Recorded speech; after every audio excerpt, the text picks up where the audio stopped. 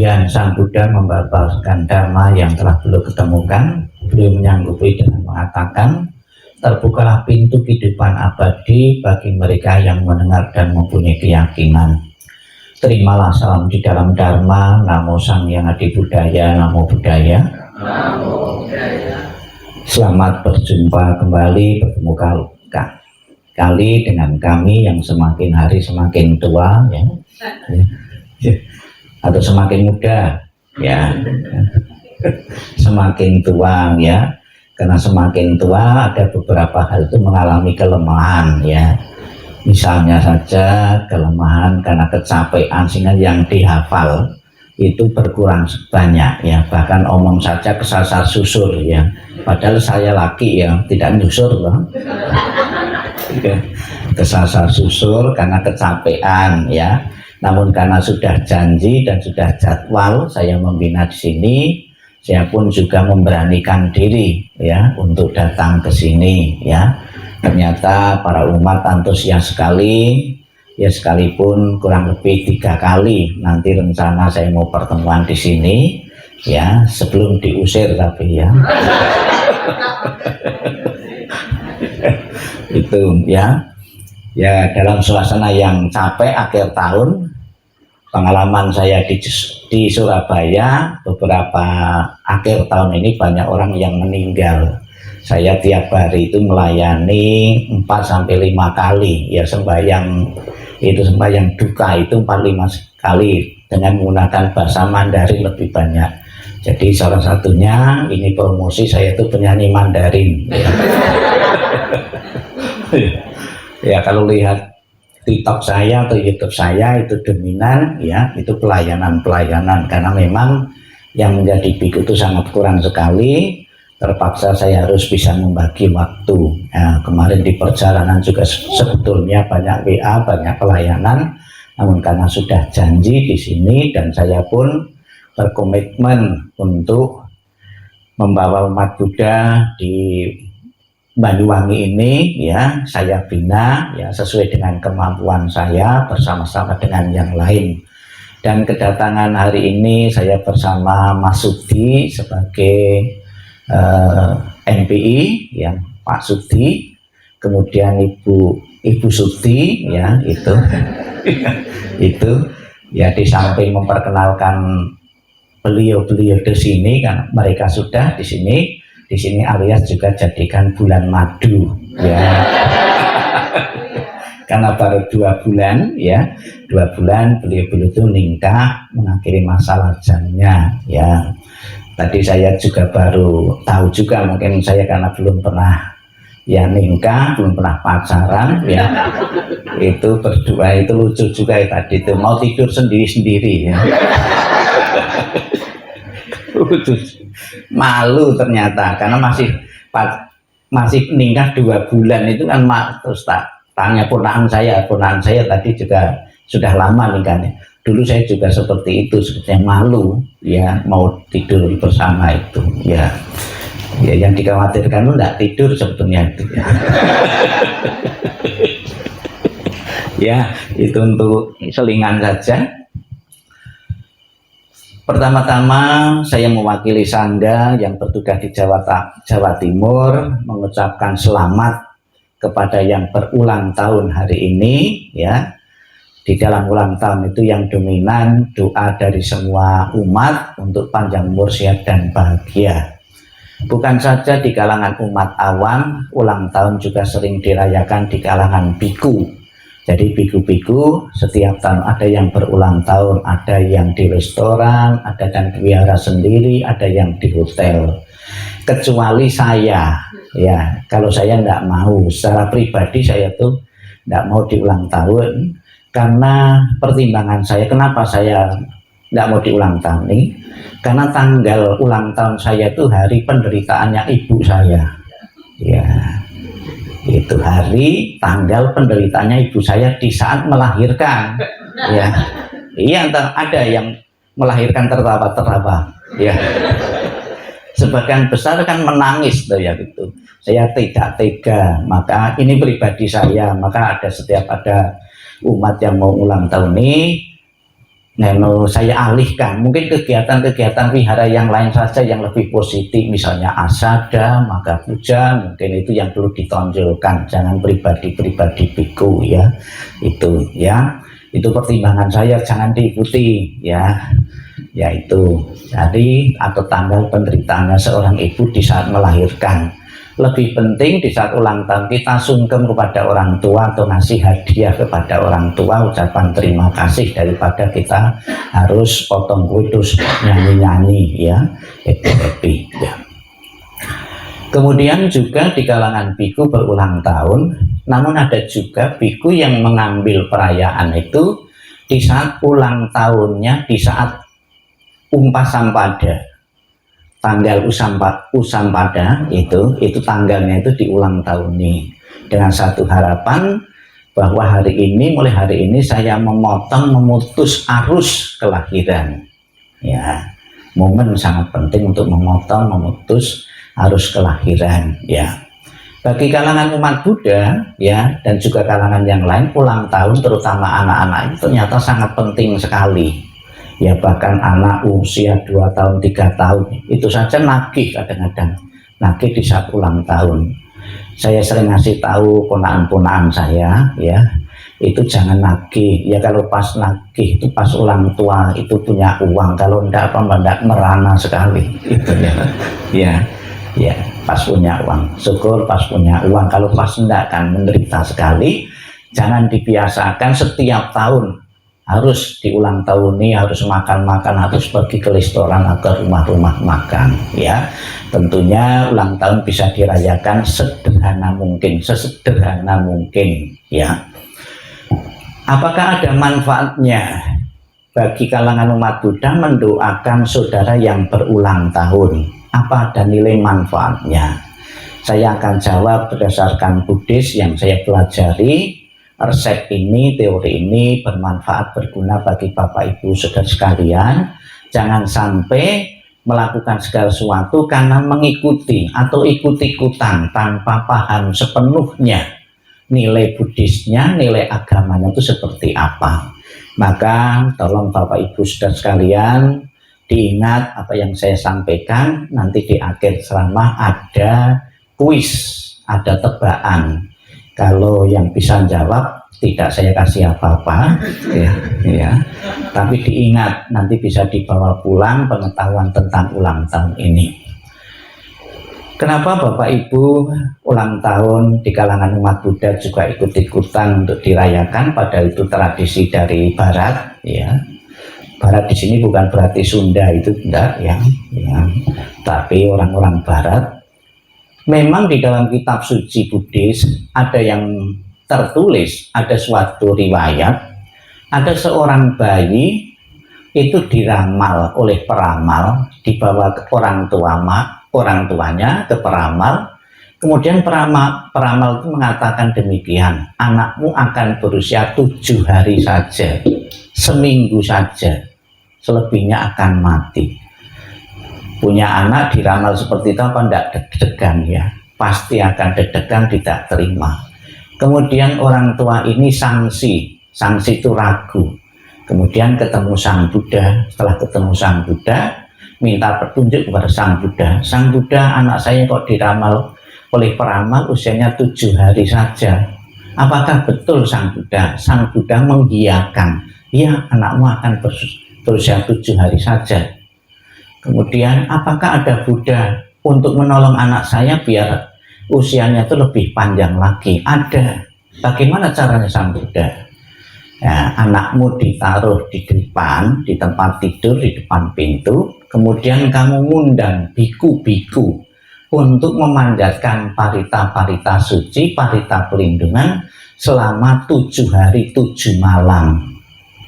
Nah, terus dipraktekkan. Setelah dipraktekkan 7 hari 7 malam mengundang biku, kemudian Sang Buddha memprediksi, meramal anak ini bahwa anakmu akan berumur 120 tahun ya, berkat pembacaan parita-parita suci. Jangan meremehkan ya parita-parita suci itu.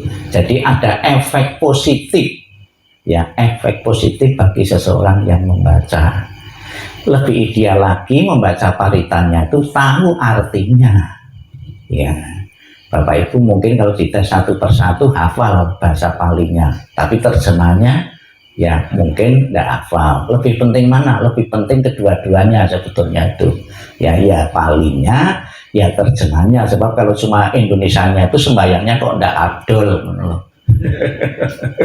tidak adol ya gitu ya. Tolong disahkan artinya ya. Jadi sembayangi 7 hari 7 malam ya. Silakan Bapak Ibu kalau tidak percaya prediksi Sang Buddha ini, orang yang disembayangi parita, didoakan parita usianya panjang, silahkan mencoba.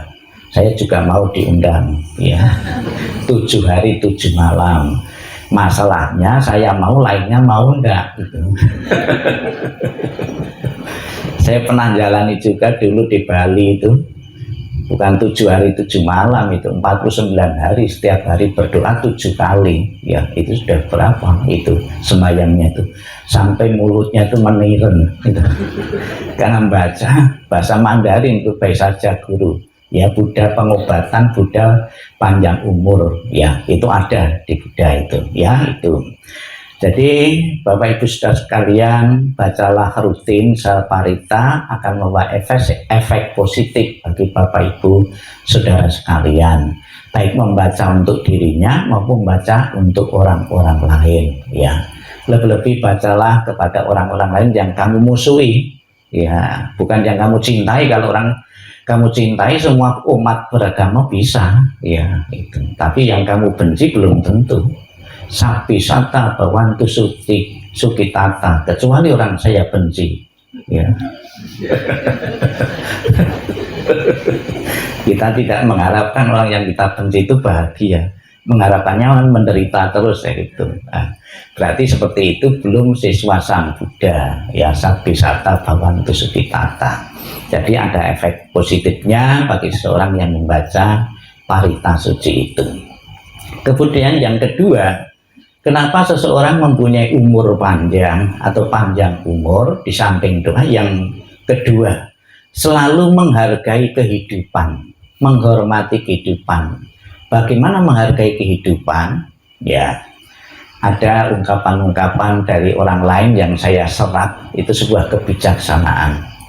Ya, kalau makhluk lain, hewan dan binatang itu satu-satunya yang berharga itu apa? Nyawanya. Kalau kita kan masih punya harta ya gitu, nyawa dan harta. Nah, kalau hewan dan binatang itu yang paling berharga apa? Nyawanya. Maka betul-betul dihargai.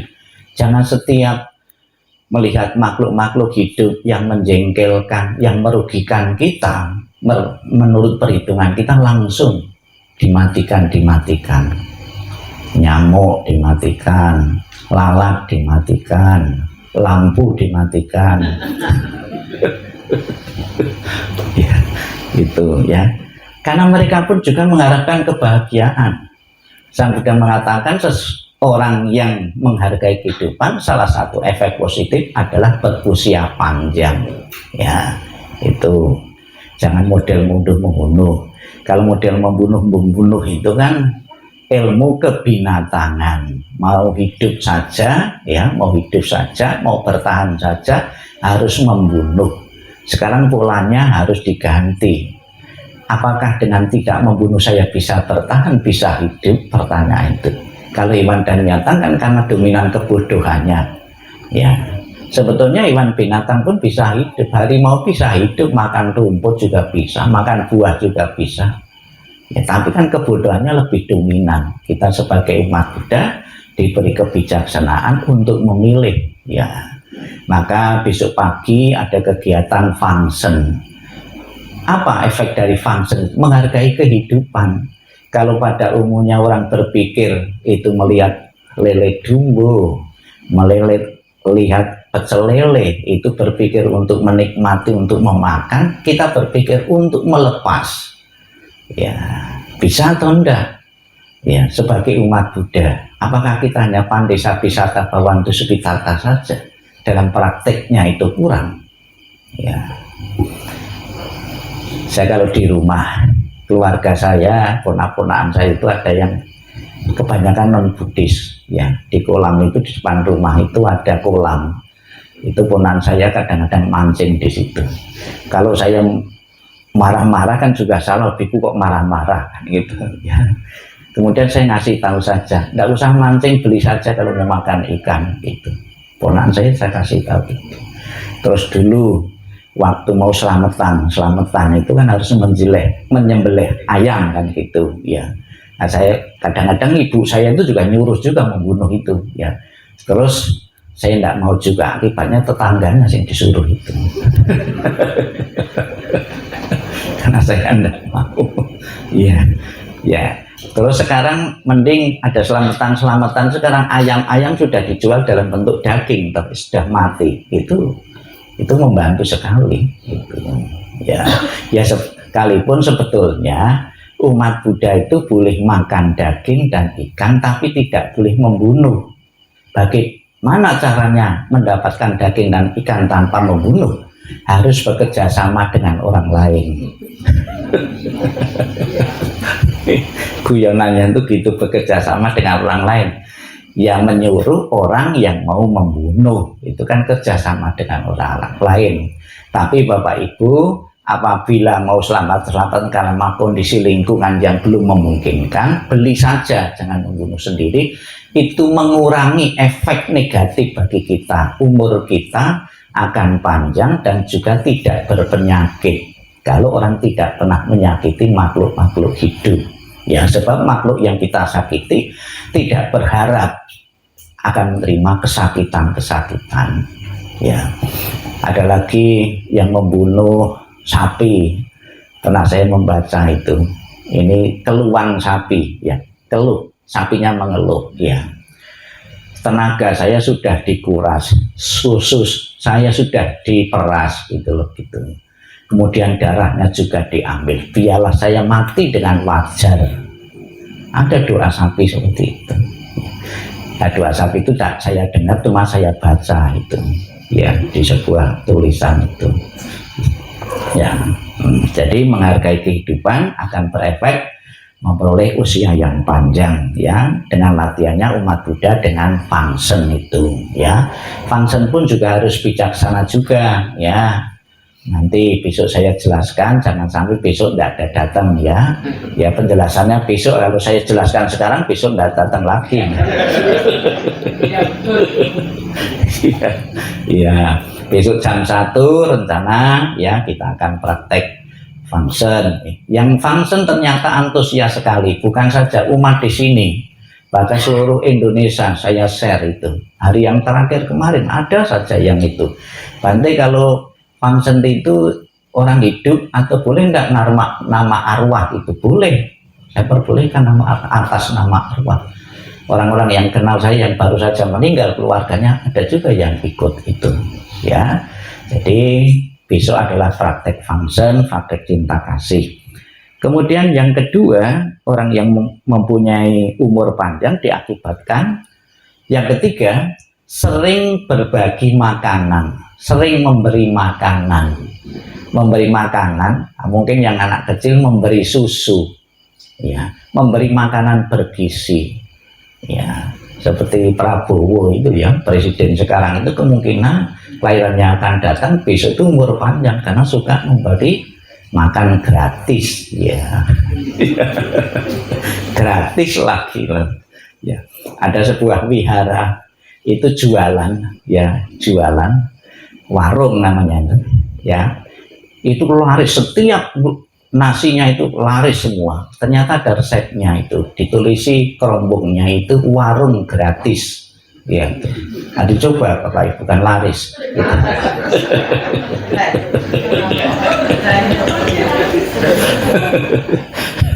Iya deh, itu sering saya pakai guyonan itu, kalau moncon nyantol wihara itu biar makanannya laris itu, ditulisi saja itu makanan gratis, ya, itu.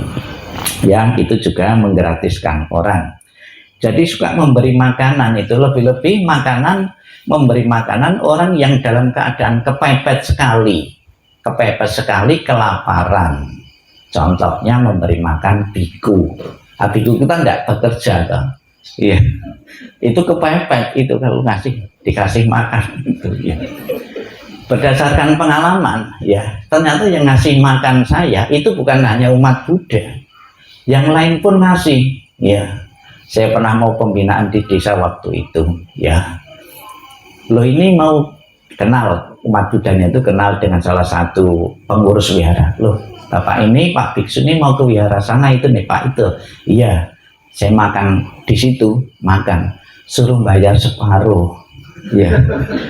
Digratiskan enggak karena itu dagangan tentu.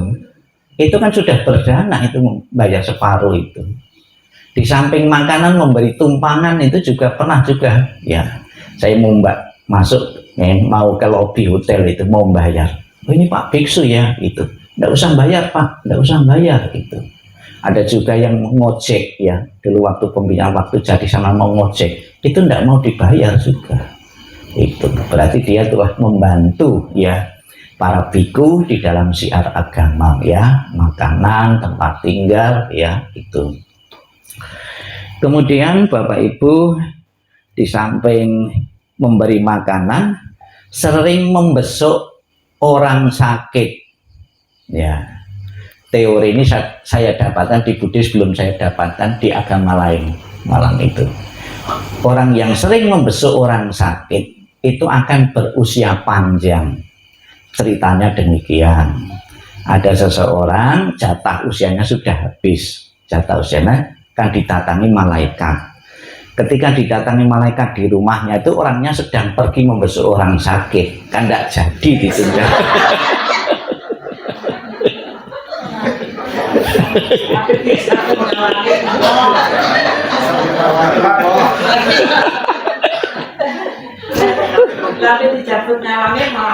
Nah, kalau seandainya kita membesuk orang sakit di Amerika misalnya ada peluang itu 2 minggu misalnya kan lumayan itu. Jadi orang yang membesuk logikanya kenapa orang membesuk orang sakit itu berusia panjang? Ketika kita membesuk orang sakit itu memberi harapan hidup ya kepada seseorang. Sabar ya, mudah-mudahan ketemu obat yang cocok, dokter yang cocok, memberi harapan. Jarang sekali dan tidak pernah saya dengar itu malah nakut-nakuti. Kemarin tetangga saya itu sakit seperti kamu langsung mati gitu. Memberi harapan hidup sebagai efek positifnya itu akan berusia panjang. Jadi teori ini juga bisa dipakai ya itu oleh kalangan umat Buddha. Besuklah terutama saudara-saudara dharma yang sedang sakit, bacakan parita. Di kalangan ibu-ibu itu pengalaman di beberapa tempat itu kesulitan di saat membaca parita. Tanya, yang dibaca apa ya Bante di saat membesuk orang sakit itu? Nah itu saya katakan sapi sata bawantu sutikit tata, semoga semua makhluk berbahagia, kan termasuk semua itu yang sakit itu ya. Ada lagi saya kasih tahu Wandana, coba hafal enggak Wananda? Kalau enggak hafal Wandana umat Buddha ya sadu-sadu saja, coba hafal enggak?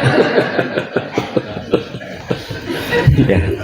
Terus tisarana, perlindungan kepada Buddha Dharma Sangha. Memang ada beberapa parita-parita yang panjang seperti yang dibacakan tadi kan panjang ya. Ya kalau pas bersamaan sini hafal saja, coba kalau sendiri. Belum tentu ya. Jadi yang bagi Bapak Ibu yang membesuk orang sakit tidak selamanya harus membaca parita, tidak selamanya. Ditengok, diberi harapan hidup, kesembuhan itu sudah merupakan obat, sudah merupakan parita. Pernah waktu saya satu tugas di satu tempat, saya dibawa ke rumah sakit dengan keluarganya. Kemudian saya tidak baca parita di situ, saya tidak baca, terus langsung pulang. Terus salah satu anggota keluarga mengatakan, Bante tadi di rumah sakit kok tidak baca parita, gitu loh.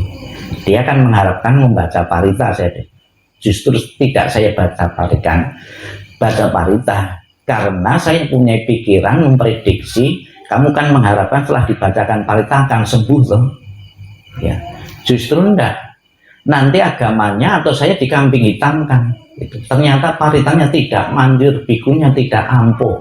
Itu itu saya katakan demikian. Nah, perlu juga diketahui oleh umat Buddha, saya juga di beberapa tempat sering keluar masuk rumah sakit, ya. Ternyata Bapak Ibu, ya ini rahasia, jangan diceritakan yang lain, yaitu setiap orang yang masuk SU, saya baca Kang Parita itu langsung mati, ya. Bukan sembuh, gitu. Di SU sudah puluhan orang, ya ada yang sembuh kurang lebih SMA itu, anak SMA karena masih muda itu sembuh, itu ibunya masih mengucapkan terima kasih sampai sekarang itu dalam bentuk barang, ya itu ngasih saya bawang itu untuk kesehatan. Yang lain itu dimasuk SU itu sebagian ya hampir semua itu meninggal karena sudah usia, ya. Jadi orang mati ya itu menurut teori Buddhis ada beberapa macam, kurang lebih ada 4. Yang pertama, batas usia rata-rata manusia sudah habis. Sekalipun ketemu dibacakan Parita, ketemu dokter yang sakti, obat yang ampuh, ya batas usia rata-rata sudah habis, ya mati juga. Ya, jadi harus diketahui sebagai pengetahuan umat Buddha ini. Jadi batas usia rata-rata sekarang itu mungkin ya 70 sampai 75 tahun. Ya, kalau yang hampir mendekati hati-hati ya. Tapi ya banyak juga yang mempunyai kelebihan. Orang tua saya itu sampai sekarang itu usia 93 tahun masih hidup itu. Saya saja belum tentu bertahan 93 tahun itu. Ya. Tapi resep-resepnya sudah saya ketahui. Ya, suruh merubah nama saya itu ya Pak Urip, ya.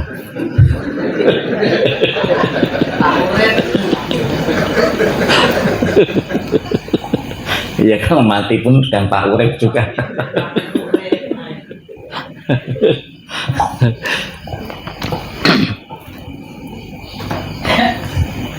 Ya. Sebetulnya itu harus imbang antara tangan dan itu. Jadi omongan saya dengan situ harus imbang itu. Kadang-kadang itu enggak itu. Misalnya harus ada yang bantu, misalnya itu yang mindah-mindah itu kadang-kadang lupa juga itu. Loh, itu boleh memperhatikan itu, tapi juga lebih penting memperhatikan ceritanya ya. Ya, itu orang yang membesuk, orang yang sakit. Kemudian yang kedua, yang berikutnya, ya, orang yang sering berdana obat, ya, akan berusia panjang. Atau bisa juga orang yang memberi dana check up, ya, periksa, itu juga bisa juga. Atau bisa juga memberi jamu. Ya, ada orang yang bertahan hidup sehat karena masa mudanya sering minum jamu. Ada dari muda sampai tua itu tidak pernah miskin karena sering minum jamu anti miskin.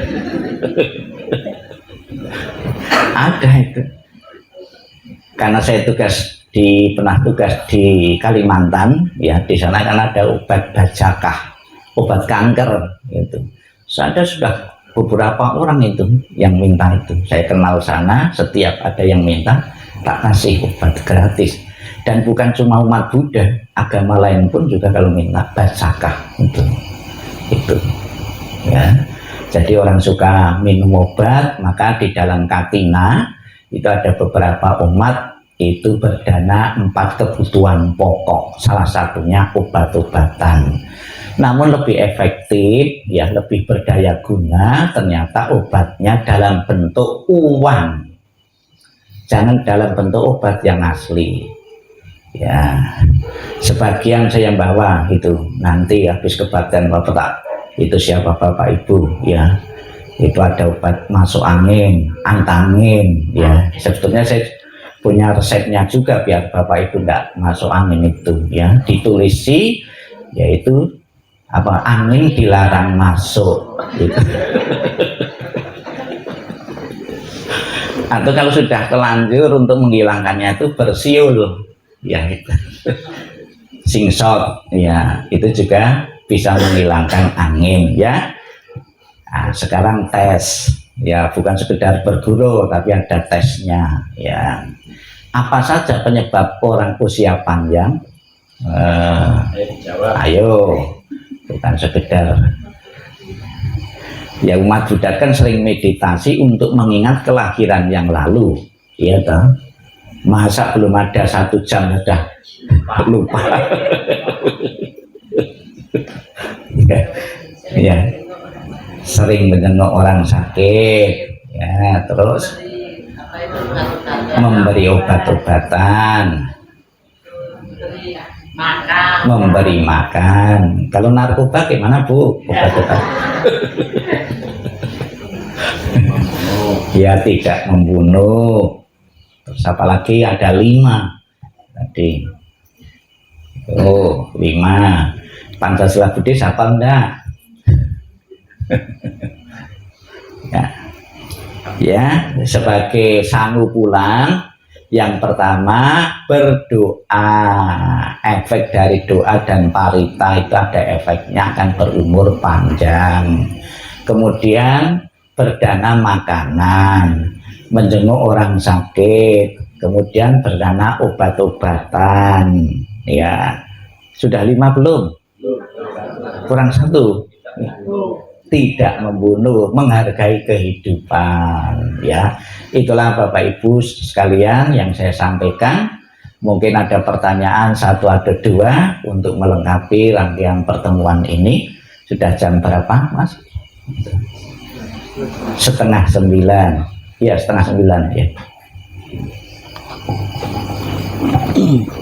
Silakan Bapak Ibu, ada pertanyaan di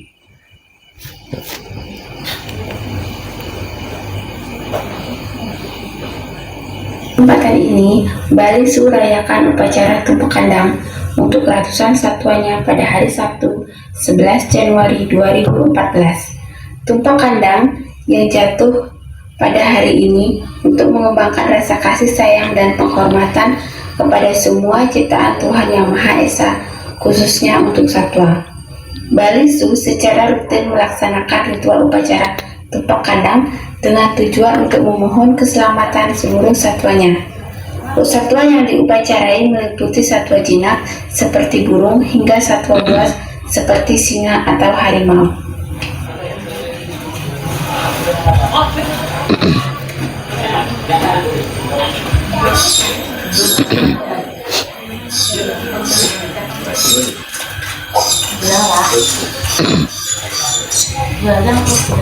Upacara tumpuk kandang ini merupakan bentuk penghormatan kepada Dewa Pencipta dan Pemelihara Satwa dengan tujuan memohon keselamatan agar seluruh satwa diberikan kesehatan dan terbebas dari segala penyakit.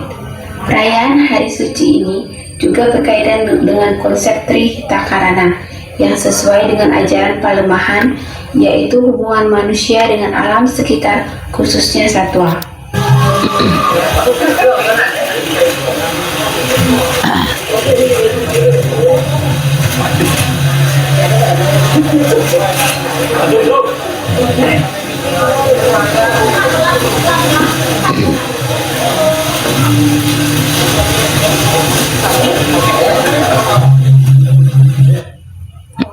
Upacara tumpuk kandang ini banyak diminati oleh wisatawan domestik maupun asing yang datang untuk menyaksikan upacara tumpuk kandang ini yang diadakan di Bali Su.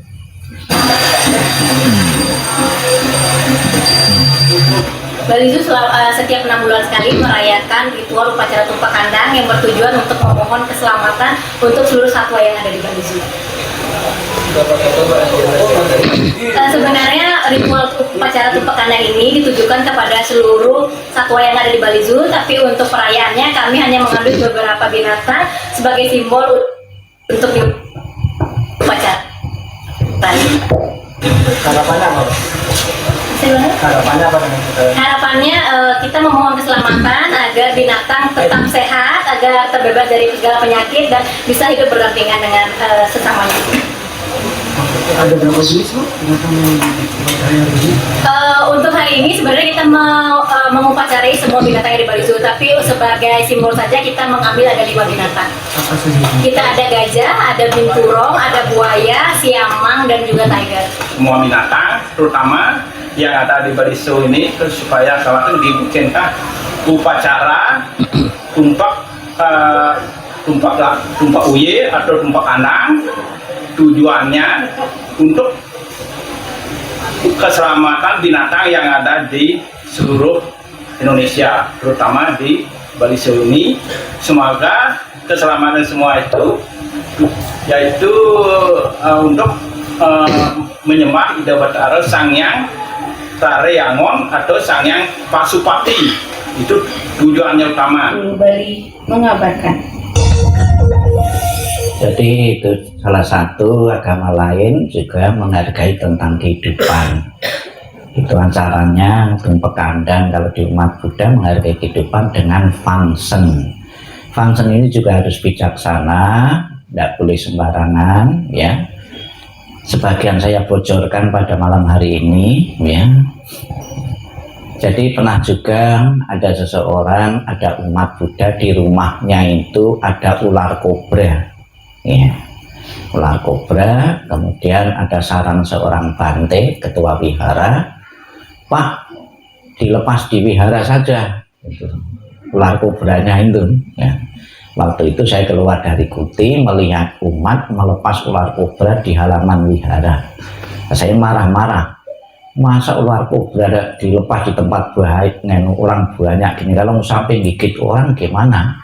Maaf Bante, orangnya maaf Bante, saya disuruh oleh ketua wihara, biku ketua wihara, bahwa hewan ular kobra itu boleh dilepas. Katanya ketua wihara itu sudah bikin perjanjian dengan ular kobra itu, kamu boleh menempati wihara ini, tempat tinggal di wihara, tapi jangan sampai menggigit pengunjung. Ya.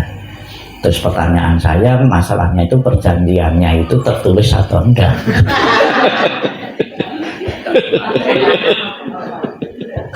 Ya, memang dalam kenyataannya yang saya amati di tugas salah satu wihara tersebut, sekalipun di situ banyak ular kobra, ya, itu belum pernah satupun yang digigit.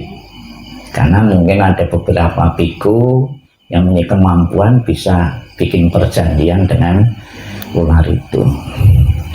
Ada juga cerita seorang samanera itu meditasi di satu tempat. Nah, di satu tempat itu, di wihara itu, di tempat meditasi itu ada anjing-anjing, ya, ada anjing-anjing itu langsung ngeroyok gitu, ngeroyok sama itu sampai luka gitu. Anda tahu meditasinya itu sama itu objeknya itu apa? Gitu. Kok iso langsung dikeroyok anjing? Ya, kalau objek cinta kasih mungkin untuk ditahan, itu kok dikeroyok oleh anjing. Ya. Bisa juga, pernah juga kejadian, ini cerita pengalaman, ada seorang bapak dalam kesehariannya itu melantunkan namo Amitopo Amitopo. Ya, kemudian pada malam hari dia di rumahnya itu resek-resek gitu, itu tuh kenangan kala jengking itu.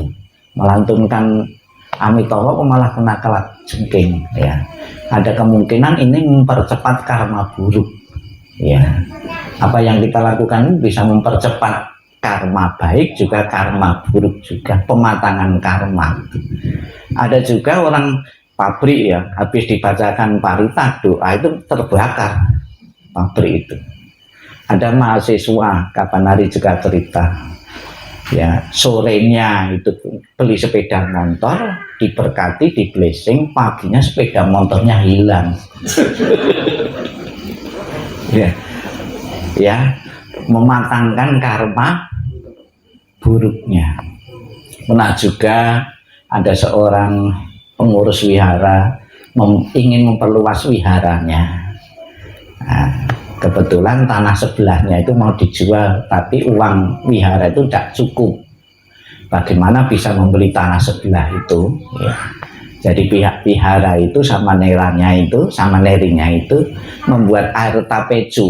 ya air yang dibacakan parita terus selesai dibacakan parita diguang di tanah yang mau dijual itu. Lama-lama pemilik tanah tadi jatuh sakit. Iya, terus secara mendadak membutuhkan uang, ya kemudian terpaksa dijual ke wihara cukup uangnya. Kesimpulannya apa? Mempercepat karma buruk. Iya. Ya ini jawaban seperti itu. Ya ini pengalaman kehidupan sehari-hari ada juga. Jadi karma itu, matangnya buah karma itu bisa dipengaruhi oleh beberapa faktor. Salah satunya ya gitu, mempercepat atau memperburuk karma buruk dengan parita. Nah, kita berharap orang sakit itu dibacakan parita mempercepat karma baik.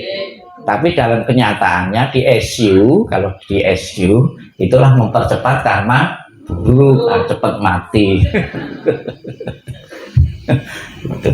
Ya silahkan Bapak Ibu, mungkin ada pertanyaan 1 atau 2 atau 3 atau 4. Silahkan. Ada. Ya. Ayo, pura-pura enggak paham yang saya ceritakan. Mungkin yang lain. Ayo. Nih, monggo biar diketahui yang lain. Tadi Bante menceritakan tentang pembunuhan atau membunuh. Cara-cara terjadinya pembunuhan itu seperti apa Bante? Contohnya kami ini petani, kalau mau padinya panen tidak dimakan orang harus kita semprot. Ini bagaimana Bante? Ya, boleh enggak umat Buddha itu menyemprot tanaman-tanaman ya gitu biar kita bisa panen kan gitu. Motivasinya itu saya melakukan ini untuk menghidupi orang banyak, keluarga. Apabila kita bersikukuh gara-gara tidak boleh membunuh nyawa itu, keluarganya terima enggak? Ya kelaparan. Jadi kita motivasinya menyelamatkan yang jauh lebih banyak dan keluarga. Nah, tapi apabila Bapak Ibu tidak mau menyelamatkan keluarga, ya silakan. Itu. Ya.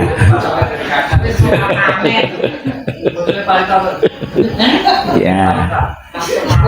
Jadi gini, semakin pekerjaan itu kepepet karma buruknya kecil, kepepet.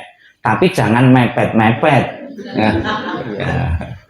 Kan kepepet tadi harus membunuh itu demi orang banyak. Kan banyak juga misalnya sarang burung walet itu ya, ada yang budidaya sarang burung walet. Selama itu kepepet kamu kerjakan, belum ada kerjaan yang lain silahkan, tapi sambil usaha. Memang tidak gampang, tidak mudah menemukan pekerjaan yang ideal, itu tidak gampang itu. Apakah kita minum sikat gigi tiap hari itu tidak membunuh? Membunuh juga. Kuman-kuman ya. Apakah Bapak Ibu mau tak suguhi daging yang matinya sendiri, mati sendiri? Malah takut. Jangan-jangan ada penyakitnya ayam ini. Ya, itu. Ya, silahkan lagi, silahkan ibu-ibu. Kok di sini kok sudah dibuka, sana sini kok tetap panas ya? Saya kok terasa memang, iya terasa panas gitu. Atau memang orangnya panas semua ya? Kok dari dulu kok kelihatannya itu sudah di atas loh. Itu kok panas. Oh ini mungkin pengaruh ini ya, lampu, pengaruh lampu ya. Lampunya ya.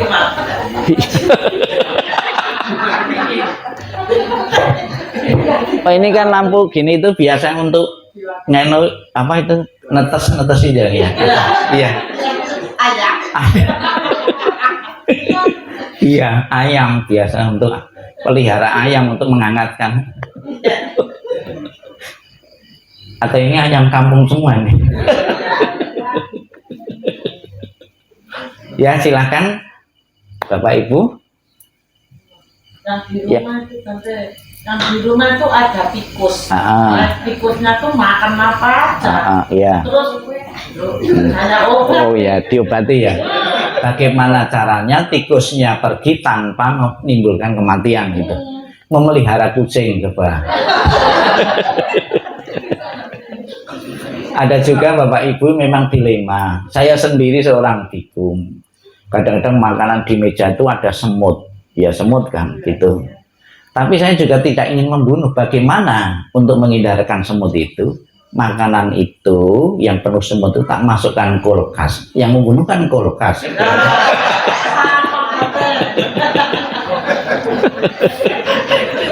Tujuan saya biar dingin.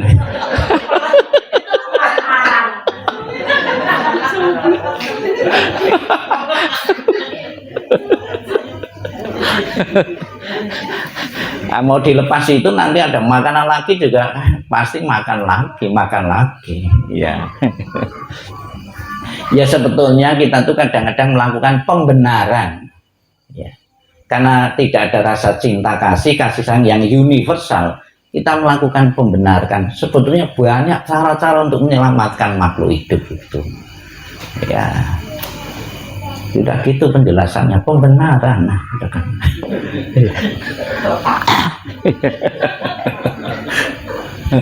Ya, ayo, yang lain sebab ini terburu dingin nanti ya.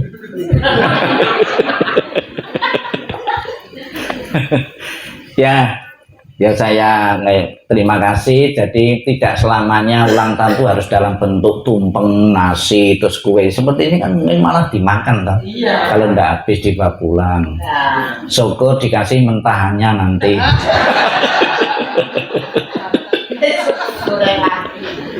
Enggak, dibawa ke pasar. Mentahannya itu uang. Ya sudah ya, Namo Sang Hyang Adi Budaya, Namo Buddhaya.